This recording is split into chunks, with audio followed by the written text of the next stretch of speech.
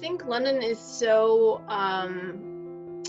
amazing because it's so accessible, right? It's so accessible, and you find this a lot in Europe actually, but it's so accessible by means of public transportation, the tube and bus systems, for instance, but it's also very accessible by foot, right? So you can just walk around.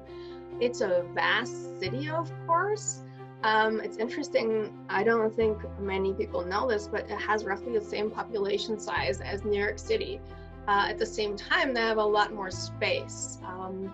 And so it doesn't feel as crowded, and they're also not, they don't have as many high skyscrapers. So it actually feels pretty local at times. It also feels very safe.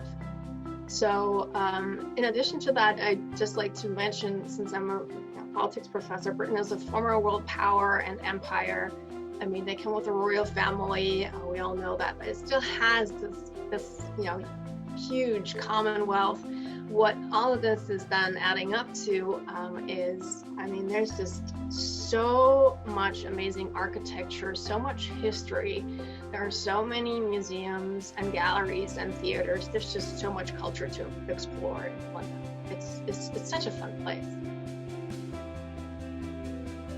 To me, there's so many places, and they say that because I actually got to take a 2-week road trip a few summers ago, and so we went to places in England, in Wales, and in Scotland, and each and every place was just, magical. I also was fortunate to visit Northern Ireland.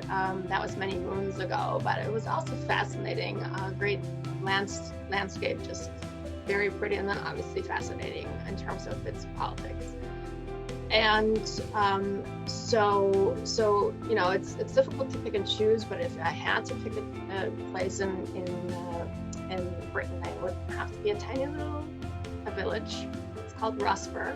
I have family there, so my aunt and uncle live there, and just spending time with them there, and at the local pubs, the stores, at local events.